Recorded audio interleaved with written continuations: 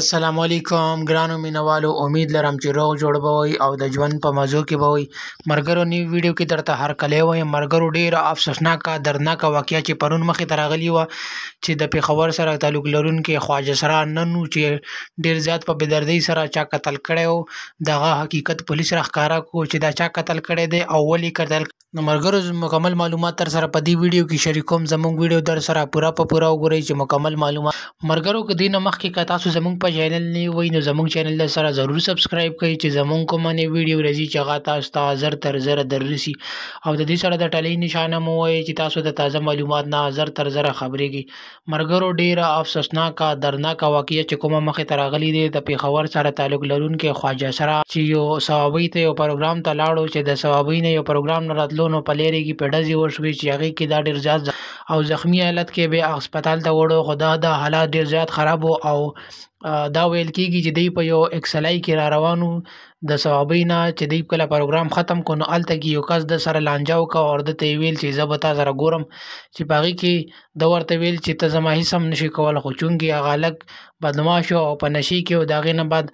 د نن خواجه سرا نورو ملګرو دا خبره کوله چې زموږ چې کله د ثوابۍ نه موټر اکسلای راووته نو د هغې نه وروسته زموږ پسې نور کسان بدماشان د هغه ځای والا را روان شو. زموږ د دې خلکو هېڅ قسمه څه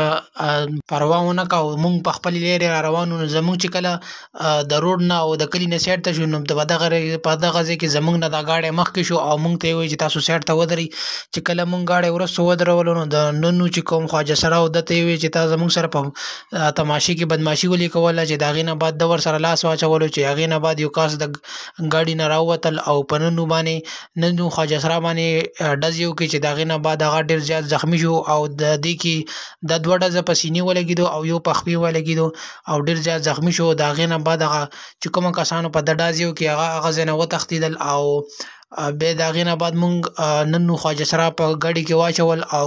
لیډي ریډنګ هسپتال ته مو راوړو چې د هغې نه بعد بیا مونږ هسپتال کې نه اخیستو. خو بیا مونږ رپورټ ولیکلو چې مونږ سره ډېر زیات ظلم وشو. زمونږ کس ډېر زیات زخمي شو د هغې باوجود هم دا کس په هسپتال کې نه اخیستل کېږي. د هغې نه بعد مونږ اف آی آر کډ کړو او د هغې نه بعد بیا زمونږ سره د نن خواجه سرا یې په هسپتال کې واخیستو چې بیا سر وختي کې دا خبره راغله چې نن خواجه سرا وفات شو چونکې هغه ډېر زیات زخمي شوی او د هغه حالات ډېر زیات خطرناک و او د هغه نه وینه هم ډېره زیاته بهېدلې وه چې څه ټایم کې په موږ باندې اټیک وشو نو د هغې کې بیا موږ ډېر ټایم واخیستو چې د هغې نه بعد موږ هسپتال ته راوړو او هغه هسپتال کې هم بیا هغوی اخیستو نه هغوی وایي چې تاسو پولیس باندې اف آی آر کټ کوئ. د هغې نه بعد به یې موږ دا اخلو نو د هغې نه بعد د ډېر زیات ټایم ولګېدو چې په هغې کې د ده نه ډېره زیاته وینه لاړه او د ده حالات ډېر زیات خراب شو. نو د هغې نه بعد او ده لګېدلی هم په سینې و چې د هغې نه بعد د ده حالات ډېر زیات خراب و او سبایي کې بیا دا وفات. نن خواجه سرا ملګرو دا خبره کوله چې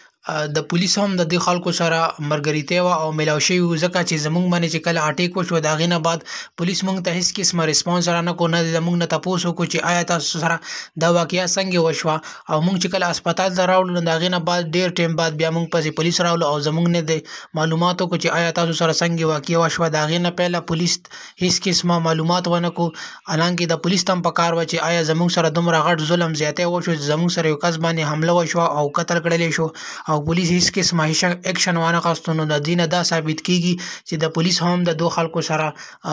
مرسته وه او د دوی خلکو سره ملګري وو چې د هغې نه بعد یې په موږ باندې حمله وکړه او زموږ کس یې قتل کړو. نو آیا د نن سبا په ورځو کې د خواجه سرا ټره ډېر زیات ظلم زیاتی شروع دی. نو د خواجه سرا ملګرو دا وینا وه چې آیا د خواجه سرا چې کوم مشران دي لطفن عیان او صوبیا خان هغوی هم دا وینا وه چې زموږ سره ریز به ریزې باندې زموږ سره ډېر زیات ظلم زیاتی کېږي او زموږ روزانه یو او دوه خواجه سرا چې کومه دي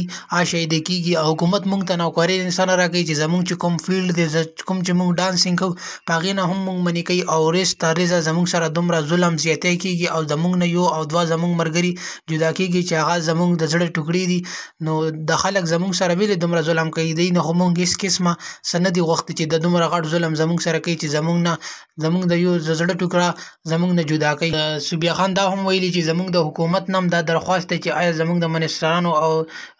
وزیر اعلی صاحب نه هم دا درخواست دی چې آیا زمونږ سره دا دومره زیاتی او ظلم ولې کېږي، زمونږ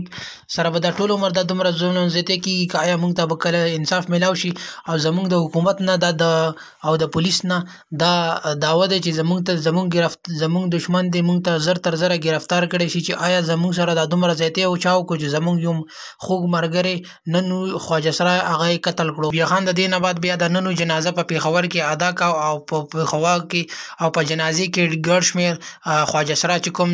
مختلف علاقو سره مردان صحابۍ سره تعلق لرونکي خواجه سرای وو هغوی د ننو جنازې ته راوړو او د هغې نه بعد یې د جنازه په پېښور کې ادا کا. او نورو خواجه سرای هم ډیر د افسوس اظهار کړی دی او دا یې ویلي دي چې موږ به د پېښور پریس کلب ته مخامخ احتجاج کوو، ډېر غټ احتجاج به کوو، زموږ ته د زموږ حقوق میلاو شي. آیا حکومت موږ د روټۍ او نور هم ذاتي سهولتونه نه راکوي، نو آیا زموږ څه دی مړه کوي، خو د زموږ عمر یې ډېر زیات ذلیل کړی دی او موږ ته ورځ په ورځ باندې ډېر زیات نقصانونه را پېښېږي. ملګرو که تاسو زموږ ویډیو خوښه شوي او نورې ویډیوګانې لپاره چینل زموږ ضرور سبسکرایب کړئ. والسلام.